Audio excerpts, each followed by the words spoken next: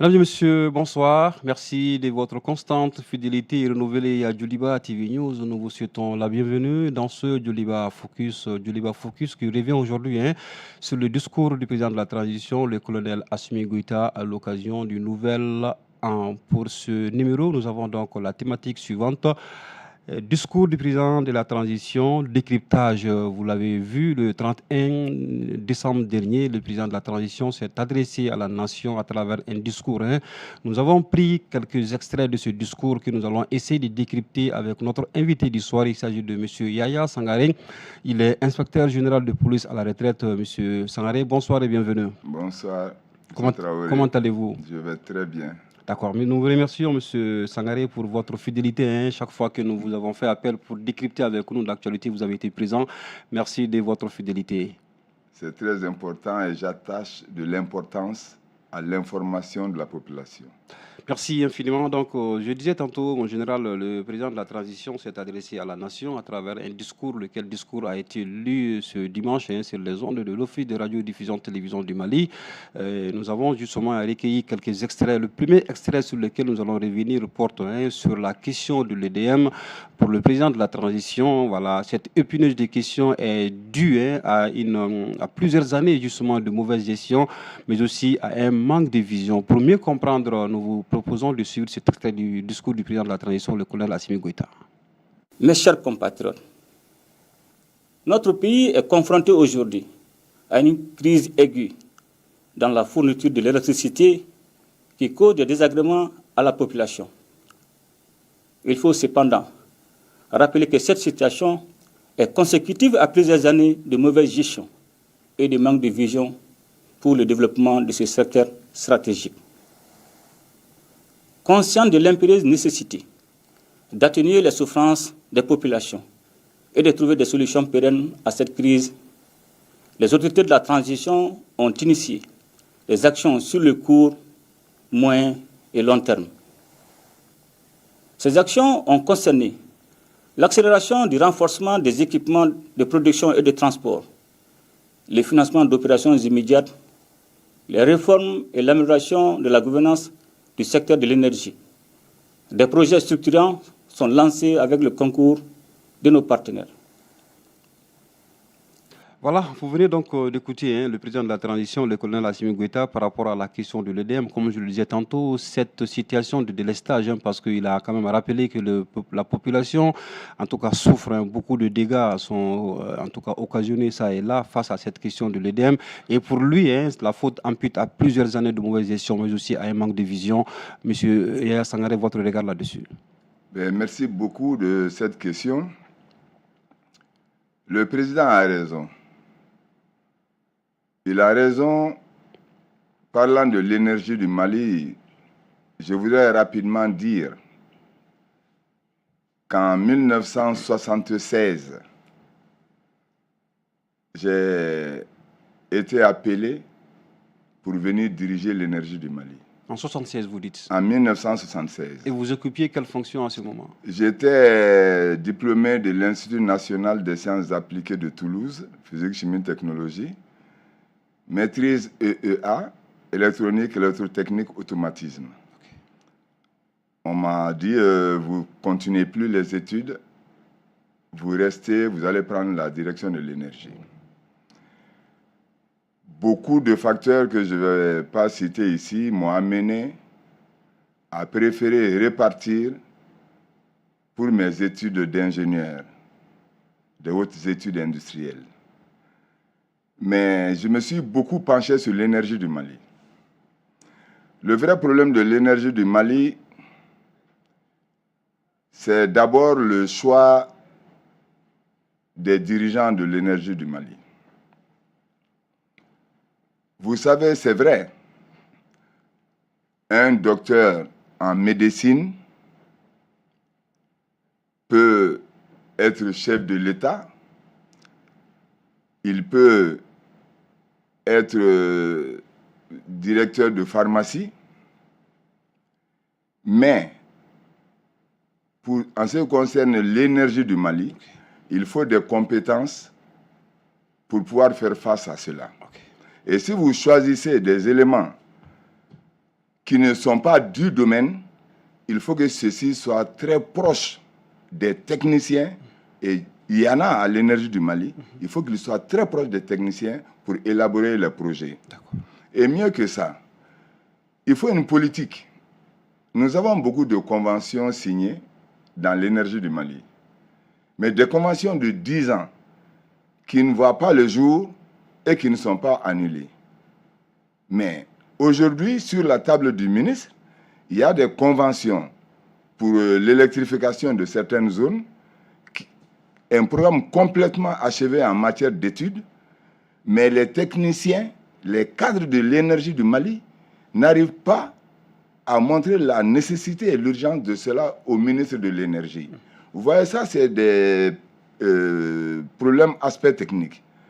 Des conventions pour l'énergie du Mali, l'énergie solaire, c'est 100% financé. Il n'y a pas un franc de l'État dedans. Mais s'il suffit seulement d'apposer sa signature sur cette convention et que les cadres de l'énergie n'arrivent pas à convaincre le ministre de l'Énergie, ça veut dire qu'il y a quelque chose qui ne va pas. Alors, ceci reviendra à dire qu'au niveau de l'EDM, il y a donc un problème criard de personnes, parce que les hommes ne sont pas choisis en fonction de leurs compétences. Mais malheureusement, ce n'est pas seulement le problème de l'énergie du Mali. Vous prenez un ministre, admettons, financier, un directeur financier, un directeur adjoint financier, un PCA financier. Mais vraiment, il faut reconnaître à la technicité sa place. Ce n'est pas parce qu'on est diplômé dans tel domaine qu'on peut faire face à n'importe quel domaine. Il faut un choix cohérent des membres des directoires de l'énergie du Mali. Ça, c'est un des premiers points. Deuxième point, l'énergie du Mali, c'est le recrutement, pas par besoin de service, mais par besoin de placer des individus. C'est-à-dire qu'on recrute un nombre qui n'est pas nécessaire au bon fonctionnement de l'énergie et qui forcément constitue des charges salariales. Et troisièmement, aucune action d'envergure ne doit être menée au sein de l'énergie du Mali si on ne se retrouve pas avec les éléments de l'énergie du Mali. Ceux qui sont sur le chantier, les agents, le personnel de l'énergie du Mali. Mais on ne décide pas des choses en dehors du personnel de l'énergie du Mali. D'accord. Oui, mon général, pendant cette sortie, au cours de cette sortie, en tout cas, après cette sortie, beaucoup de Maliens sont restés sur leur faim parce que le président n'a pas encore dit réellement quand est-ce que le délestage auquel on est confronté aujourd'hui prendra fin. Et c'est des initiatives qui sont en cours. Mais aujourd'hui, le peuple malien veut savoir quand est-ce que ces délestages prendront fin.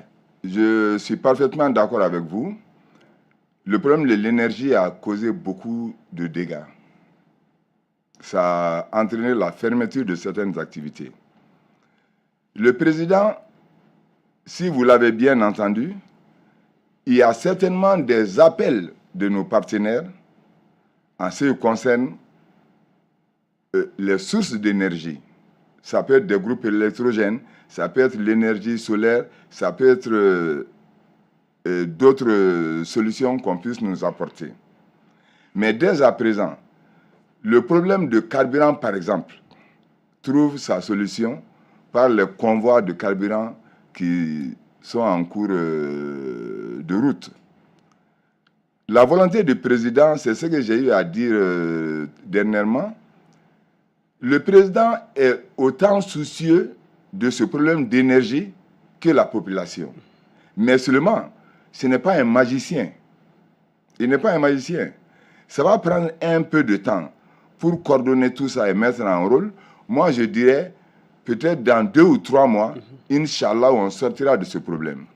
Mais j'invite les techniciens de l'énergie du Mali à revoir les conventions qui existent sur l'énergie solaire, mais de les mettre en activité, de les actionner. Une fois, je ne vais pas revenir sur un passé lointain, vous avez dit qu'il y avait un grand projet d'énergie solaire où la femme de M. X a exigé des milliards pour que, etc. Peu importe.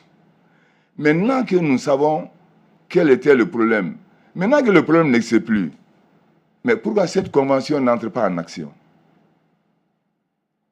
Vous n'allez pas tuer un projet parce qu'il y a eu une inconduite de la part des responsables ou de certains responsables par rapport à ce projet. Donc il y a un temps pour faire des litiges, mais il y a des temps pour appliquer les solutions. Nous avons des conventions qui sont sur la table du ministre, que ces conventions soient prises en considération en rapport avec les cadres de l'énergie du Mali pour au moins aider le Mali à sortir de cette crise énergétique. Très bien. Alors nous allons continuer rapidement, hein, mon général, avec en tout cas le second extrait, non, la seconde séquence de, de ce discours du président de la transition. C'est un, en tout cas, point qui se penchait sur la question épineuse aussi de la sécurité. Nous savons très bien que le Mali aujourd'hui est confronté à un problème sécuritaire. Nous savons que la sécurité n'est pas seulement que ce que nous voyons aujourd'hui sur le terrain. Il y a d'autres sources de sécurité qui vont certainement être débattues au cours de cette émission. Le président de la transition a parlé de l'opération Dugukoloko. C'est une nouvelle opération, j'imagine, qui est en cours et qui permet de récupérer en tout cas l'entièreté de notre territoire national. Il a, pendant ce discours aussi, appelé justement les populations au calme. Je vous propose déjà le président de la transition, le colonel Assimi Goïta. Mes chers compatriotes, la question sécuritaire et la reconquête de l'intégrité territoriale de notre pays ont été et demeurent au cœur des préoccupations du peuple malien.